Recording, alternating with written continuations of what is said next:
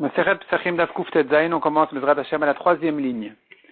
Afalpi Shen Charoset Mitzvah, on a vu dans la Mishnah, il faut amener la Charoset au plat du Seder, malgré que ce n'est pas une mitzvah d'avoir de la Charoset. Demande la Gemara Ve'ilo Mitzvah. Si c'est pas une mitzvah, Mishum Mai Maitila, pour quelle raison on l'amène? Amar Rabbi Ami Mishum Kappa. Répond la Gemara, Mishum Kappa, c'est-à-dire, on a vu dans le daf précédent que en mangeant la laitue, il y a un certain danger, comme un venin, on appelait ça, Rachid disait un venin qu'il y a dans la laitue, donc il faut l'adoucir en la trempant dans la charoset justement, pour annuler ce problème. Donc la charoset n'est pas une mitzvah de Pessah, c'est tout simplement un genre de médicament pour réparer, pas un médicament, mais c'est une réparation à ce problème-là de la laitue. Amar Avasi, kappa de chassa, chama. Pour réparer le kappa en question de la laitue, la solution, c'est chama, du radis. Kappa de chama, karti. Ce venin du radis s'annule avec karti, c'est un autre légume. Kappa de karti chamime. Et le venin du karti en question, il se répare avec de l'eau chaude. Kappa de kulu chamime. Et d'ailleurs, le venin de toutes les espèces de légumes, il s'annule avec l'eau chaude. Entre-temps, le temps qu'on lui amène ce médicament-là, cette eau chaude, ou ce qui va annuler le venin en question, Nemachi, qu'ils disent la formule suivante, kappa kappa. Donc il s'adresse à ce venin en question, selon une explication dans Rashi, c'était en fait pas vraiment du venin, mais ou dans Rashbam, c'est un ver qui se trouve dans les arbres, et aussi dans les légumes. Donc il s'adresse à lui en lui disant, Dachir nalach ul chef benater, ul tamne kalter. Je me souviens de toi, de tes 7 filles et de tes 8 belles filles. C'est une formule qui sert entre-temps à un petit peu calmer l'influence de ce venin en question.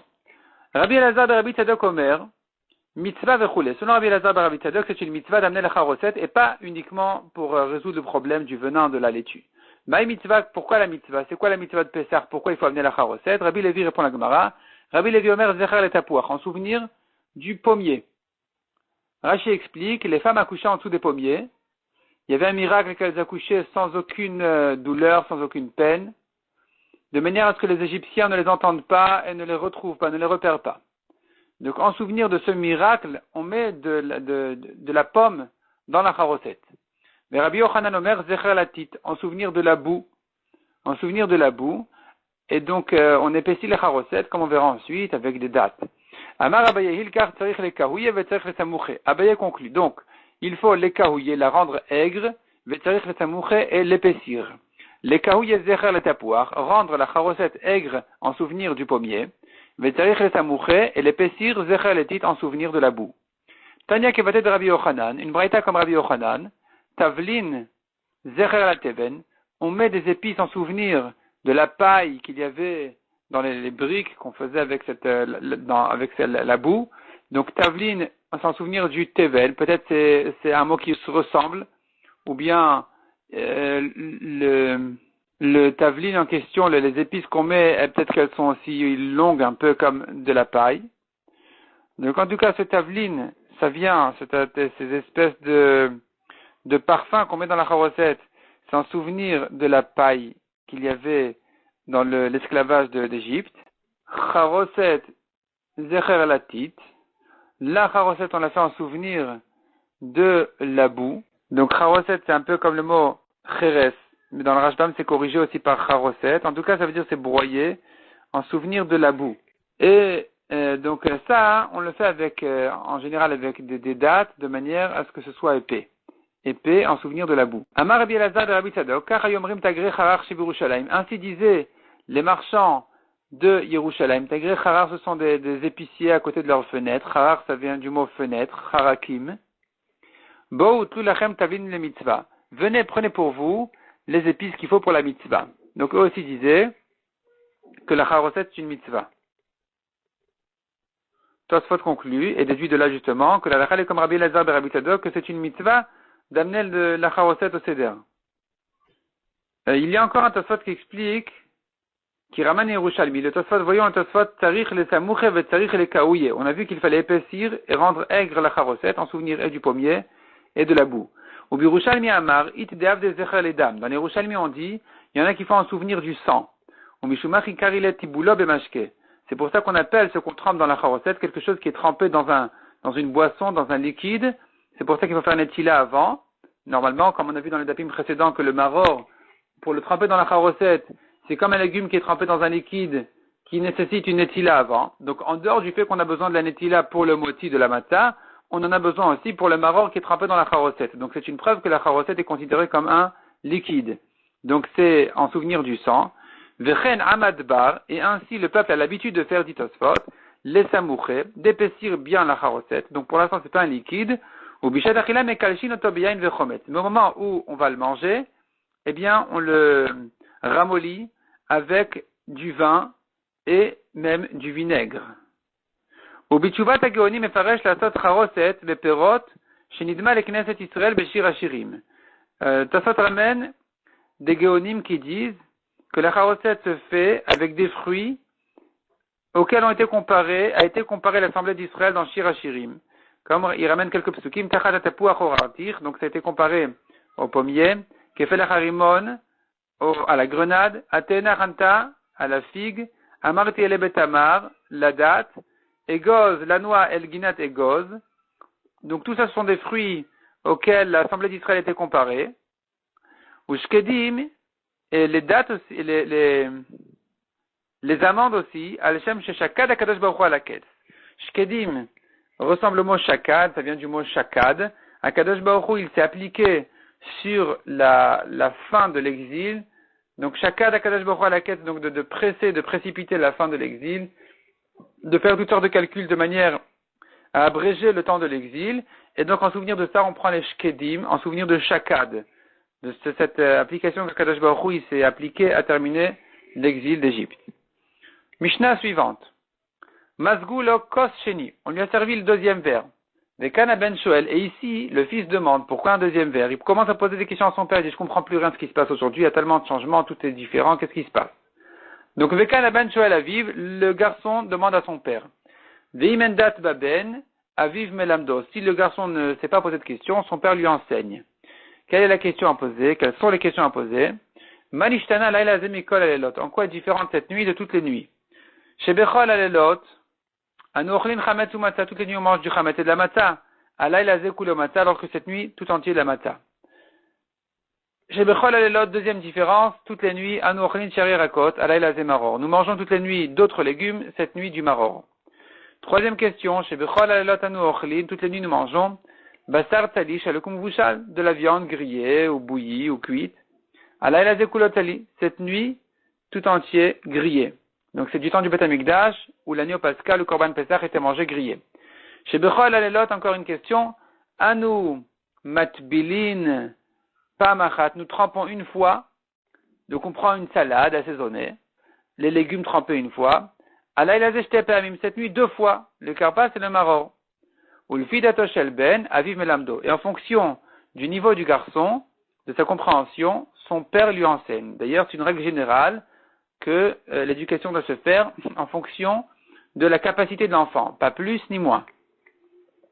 Matril bignut ou mesayem bishvach. On commence à raconter la honte on verra de quoi exactement, en tout cas le déshonneur que le peuple d'Israël a vécu. Ou Mesayem et Shevach, et on termine par les louanges, par au contraire la grandeur d'Israël. Vedoresh merami oved avi, achigmor kol parashakula. Et il ramène les drachot sur les psukim, les explications des psukim, qui sont citées par celui qui amène les bikurim au Beth Amikdash, et qui raconte l'histoire du peuple juif, en commençant par Arami oved avi. L'araméen a perdu mon père, c'est Lavan qui voulait tuer Yaakov, achigmor kol parashakula, est-ce qu'il termine toute la paracha là-bas? Donc tout le paragraphe là-bas que doit citer celui qui amène les Bikurim. Donc il raconte toute l'histoire en quelques psukim, très bref, comment Yaakov est donc descendu en Égypte, il s'est multiplié, on a été asservi aux Égyptiens, tout l'esclavage, et enfin on a crié à Hachem, Akadosh Baruch Hu nous a délivrés avec des grands miracles. Tanoura Banan, Chacham Bno Shoalo. Si son fils est un chacham, il lui pose des questions. Veimeno chacham, si le fils n'est pas chacham, ne sait pas poser de questions, ishto shalto, c'est sa femme qui va lui poser ces questions. Veimlav, et si non, hu shoel leatzmo, c'est lui qui se pose à lui-même les questions. Veafilu shne talmidei chachamim shodin bilchot apesach, même de Talmidei Chachamim qui connaissent bien la halakha de Pesach, Shoalin Zelazé, ils se posent les questions de Manishtana, les questions des changements du soir du Seder, de manière à ce que l'histoire de la délivrance, l'histoire de la sortie d'Égypte viennent à la soif d'une question, viennent répondre à des questions. Manishtana Laila Zemikol Halelot, on a vu dans la Mishnah, en quoi est différente cette nuit de toutes les nuits. Chez Bechol Halelot Anu Matvilin Pamachat, Alayla Zeshte Pamim. Toutes les nuits on trempe une fois, cette nuit deux fois. Matkifla Rava. Rava objecte. Atu Kol Yoma lo Sagia de lo Matbela Chadazimna. Atu Kol Yoma, est-ce que tous les jours, lo Sagia, il n'est pas possible, il ne manque pas de lo Metabla Chadazimna, de ne pas tremper une fois. On peut ne pas tremper du tout. Qu'est-ce que ça veut dire que toutes les nuits on trempe une fois? Et là, Rava Riktane. Rava dit, voilà ce que notre Mishnah vient nous dire. Toutes les nuits, nous n'avons pas l'obligation de tremper même une fois. Alors que cette nuit deux fois. Rav Safra objecte l'obligation pour les enfants ils savent ce qu'on est obligé, ce qu'on n'est pas obligé, ils comprennent tout ça. Ici, les questions elles viennent en réalité par les enfants qui ne comprennent pas les changements. Donc, qu'est-ce que ça veut dire que les enfants, ils demandent toutes les nuits, nous avons l'obligation, nous n'avons pas l'obligation, cette nuit on a eu l'obligation. Les enfants, ils posent pas ce genre de questions. Ils demandent qu'est-ce qui se passe. Et là, Rav Safra Riktane, répond Rav Safra, toutes les nuits on ne trempe même pas une fois, alors que cette nuit on s'applique à tremper deux fois. Donc, qu'est-ce qui se passe, demande l'enfant. Et on lui répond en lui racontant, Matril Begnut ou Meseyem Eshevach. On commence par raconter la honte, on termine par raconter la grandeur. Maï Bignut, de quelle honte il s'agit? Rav Amar Mitrila Ovdeh Avodat Kilulim Ayu Avodenu. Selon Rav, la honte, c'est le fait que nos pères, avant Avraham Avinu, ils faisaient Avodah Zara. Ou Shmuel Amar, Avadim Ainu. Shmuel dit, la honte est l'esclavage. Amar le Rav Nachman Daru Avde. Rav Nachman a demandé à son esclave, à son serviteur Daru. Avda, de Masik le Mare le Cherut. Un serviteur dont le maître, il le libère. Et il lui offre encore de l'argent et de l'or. Qu'est-ce que doit dire le serviteur à son maître? Le serviteur Darou a dit à son maître Rav Nachman, un serviteur pareil doit remercier et dire des louanges à son maître. Amar Loptartan Milomar Manishtana. Il lui a dit, tu nous as dispensé de dire Manishtana. Patar Vamar Avadim Ainu. Il a commencé directement par Avadim Ainu. C'est-à-dire que de la même manière, nous aussi, une fois qu'il avait concrétisé l'histoire de la délivrance en face de son serviteur, et donc il lui a suffi de raconter directement en disant, voilà que nous aussi nous étions esclaves en Égypte, et qu'Akadosh Baruch Hu nous a délivrés, donc nous aussi on doit le remercier et le louer. Mishnah suivante, Rabban Gamliel Aya Omer, Kol Shelo Amar Shlosha Dvarim, on tourne la page. Eluba Pesach, Rabban Gamliel avait l'habitude de dire, celui qui n'a pas dit, qui n'a pas cité les trois choses suivantes, donc l'explication de la raison de ces trois mitzvot-là, Bapessar, le yatay de Chobato, il n'est pas quitte de la Haggadah. Il n'est pas quitte. Il n'est pas quitte de la mitzvah. Ve'elouan et les voici, Pesach, Matzah ou Maror. Donc voici les trois mitzvot qu'il faut expliquer pour s'acquitter de la mitzvah. Les trois mitzvot sont Pesach, Matzah et Maror. Pesach, pour quelle raison on fait le korban Pesach? Al-Shum she Pesach hamakom al-batei avoten Mitzrayim. En souvenir qu'Akadosh Baruch Hu a sauté sur les maisons de nos pères en Égypte quand il a tué les premiers-nés des Égyptiens.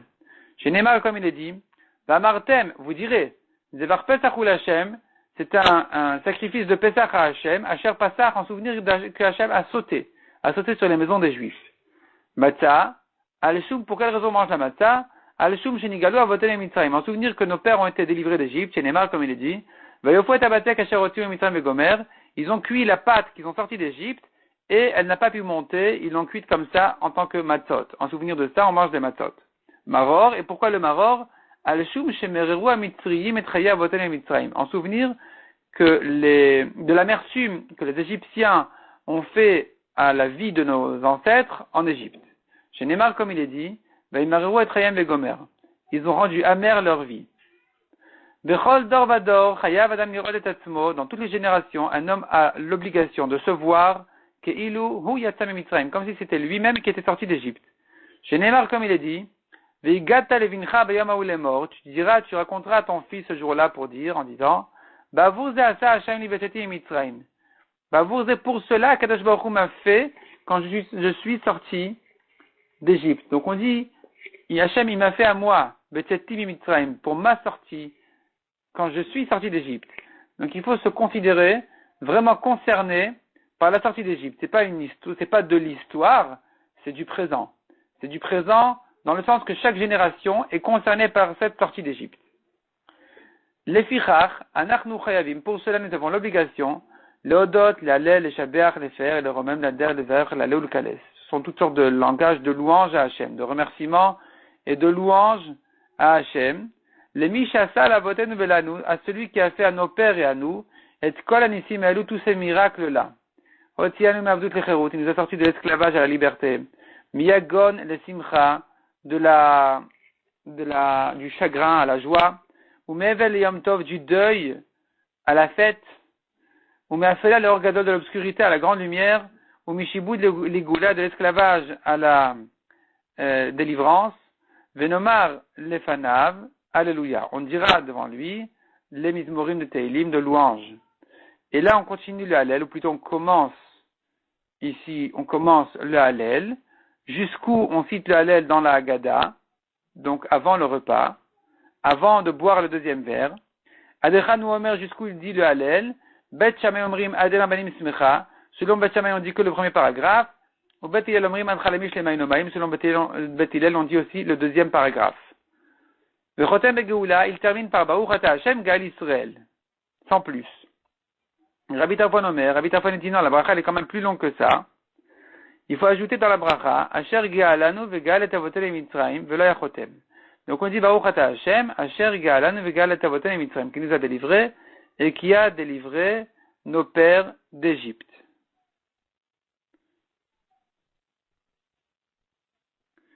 Velo Yachotem, il ne terminait pas en disant, il n'y avait pas de conclusion à cette bracha en disant, répétant Baruch Ata Hashem, Gal Israël. Rabbi Akiva Omer, selon Rabbi Akiva, il faut quand même prolonger la bracha en disant, encore plus que ça. On ajoute, Ken Hashem Elokeinu Veloka Avotenu, de même, Hashem notre Dieu, le Dieu de nos ancêtres, Yagienu le Moadim velir galim acherim abayim likratenu le shalom. Il va nous amener, il va nous faire arriver à des fêtes, d'autres fêtes qui vont venir à notre rencontre en paix. Smechim bevinyan irecha vesasim avodatecha. Joyeux dans la construction de ta ville et dans ton service du Beth Amikdash. Venochal sham mina psachim mina zvachim vechule. On mangera là-bas du korban Pesach et des autres korban chagiga. Selon la correction, il faut dire mina zvachim ou mina psachim. D'abord du korban chagiga et ensuite du korban pesach qui est mangé à la fin du repas. Ad baruch ata Hashem gal Israël. Jusqu'à ce qu'on termine la bracha en disant baruch ata Hashem gal Israël. Donc selon Rabbi Akiva, il y a une conclusion à cette bracha qui est baruch ata Hashem gal Israël. Rashbam explique ici qu'il y a en réalité que deux opinions, il n'y a pas trois avis. Donc, en fait, le Tanakama, quand il dit Vechotem Begeoula, il termine par Geoula, le Tanakama ne sait pas expliquer de quelle manière il dit la bracha. Et c'est là où viennent Rabbi Tarfon et Rabbi Akiva en discussion. Quelle est la bracha? Selon Rabbi Tarfon, on nous dit que Baruch Ata Hashem, Asher Galan, Vegalet Avotem Mitzrayim, point, sans conclusion. Rabbi Akiva, il prolonge la bracha et il ajoute là-dessus la conclusion de Baruch Ata Hashem, Gal Israël en fin de bracha. Amar Rava, Tarir Sheomar Votan Oti Misham. Rava ajoute, il faut dire dans la Haggadah, Votan Oti Misham, Hashem nous a sortis de là-bas. Nous sommes concernés par cette sortie d'Égypte. Amar Rava, Matzah Tarich Lagbia. Quand on dit Matzah Hashem al-Shuma, quand on vient expliquer la raison de la mitzvah de la Matzah, il faut la soulever, il faut la prendre dans la main. Ou Maror Tarich Lagbia, de même quand on dit le Maror, il faut aussi le soulever. Basar En Tarich Lagbia, tandis que quand on dit Pesach al-Shumma, en souvenir de quoi on mange le Pesach, ou nos pères faisaient le Pesach plutôt, ici, on ne soulève pas la viande. Velod, non seulement on n'a pas besoin de la soulever, et la shinira kyochel kochim achutz. C'est interdit de la soulever parce que ça ressemble comme s'il mangeait de son korban en dehors des endroits où on peut manger le korban. C'est-à-dire que quand il dit Pesach, en soulevant la viande, on a l'impression que c'est ça son korban Pesach, et que voilà, il est en train de la manger à l'extérieur. Donc c'est interdit. On regarde sans pointer du doigt, sans soulever, sans rien. Amar Avacha Bar Yaakov. Souma patour milomar Haggadah. Un aveugle est patour de faire la Haggadah. Il n'a pas la mitzvah de la Haggadah. Donc c'est ça. Ktivacha bavurze. il est écrit à propos de la Haggadah Bavour, et pour cela nous sommes sortis d'Égypte, donc pour raconter la sortie d'Égypte. Au Ktivatam, il est écrit ailleurs à propos du Ben Sorer Umoré, le garçon qui se rebelle. La Torah dit là-bas, Benenuze, notre fils, celui-ci. Ma'alalan prat les soumin, de même que là-bas le pasuk vient exclure des parents aveugles, puisqu'ils disent Benenuze, notre garçon, celui-là, donc il le voit. Afkan prat les souma. Chez nous aussi pour la Gada, il faut exclure l'aveugle, comme il est écrit Bavour Zé, pour cela. Donc on fait une Gzera Shava, il est écrit Zé à propos du Ben Sorer Umoré, il est écrit Zé à propos de la Gada, de même que pour le Ben Sorer Umoré on a exclu les aveugles, pour la Gada aussi il est exclu. Et ni, est-ce que vraiment il est exclu, demande la Gemara, un aveugle n'a pas la mitzvah de la Gada. Ve'amar Merimar, She'altinu le Rabbanan de Rav Yosef. Merimar a dit pourtant, j'ai demandé au Chachamim de la Yeshiva de Rav Yosef, Mande Amar Agata de Rav Yosef, qui est celui qui cite la Haggadah chez Rav Yosef? Amrou, Rav Yosef. Et ils m'ont dit, c'est Rav Yosef lui-même qui acquitte tout le monde avec la Haggadah alors que Rav Yosef était aveugle. Man de Amar Agata de Rav Shechet. Autre question, qui c'est qui a cité la Haggadah chez Rav Shechet qui était aussi aveugle? Amrou, Rav Shechet. C'est Rav Shechet lui-même qui a quitté tout le monde. Donc on voit qu'un aveugle peut faire la Haggadah, peut acquitter d'autres personnes.